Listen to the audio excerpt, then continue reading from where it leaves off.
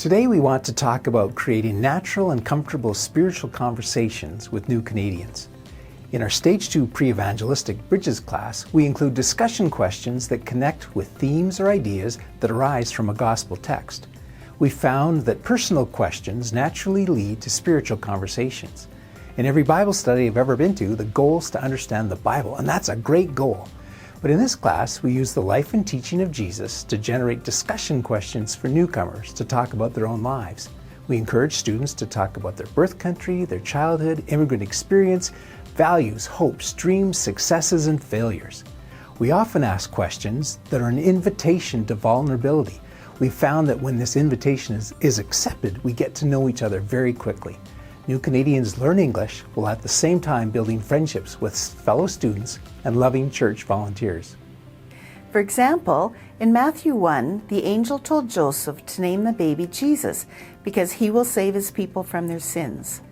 We ask the question, how are people named in your birth country? And the name Jesus means save or deliver. Were you or your children given names that mean something? Tell us the meaning of those names.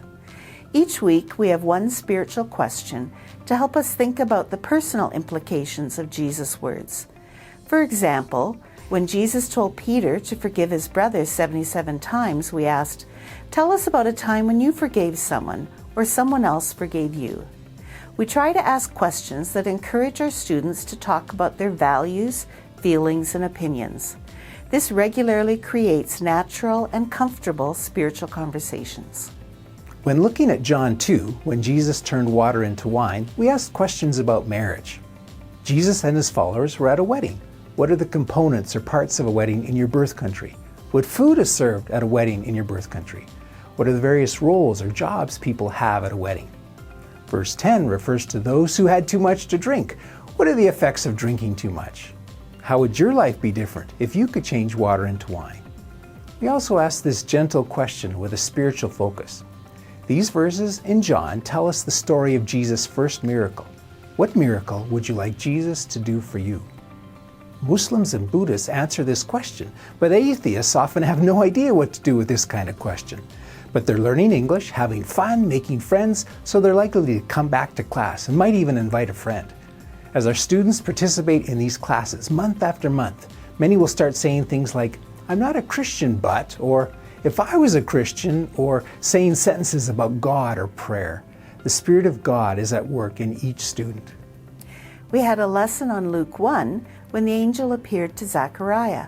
We asked questions like, children sometimes disobey their parents. In what ways did you disobey your parents? Zechariah and Elizabeth were both old when the angel appeared to them. In your opinion, what's a good age to have children? The angel Gabriel had good news for Zechariah. What good news did you get this past week? Or what good news would you like to hear next week? We ended the group discussion with this question. Elizabeth said, the Lord has done this for me. What is something that God has done for you? Again, we're inviting students to think of how God might change their life. Recently, we looked at Luke 10, in which the expert in the law, wanting to justify himself, asked Jesus, who is my neighbor? We asked this question. When do people try to justify themselves? When do they try to defend their words or actions? The students had a lot to say about this, and we followed it up with this more specific question. How do people justify themselves when they're stopped by a police officer for a ticket or fail a school examination? I was fascinated by the answers I received. Two men have been attending our classes for a good length of time, but both are quite reserved and cautious in what they say. But in response to this question, both talked about how they tried to justify their own actions before receiving a fine from a police officer.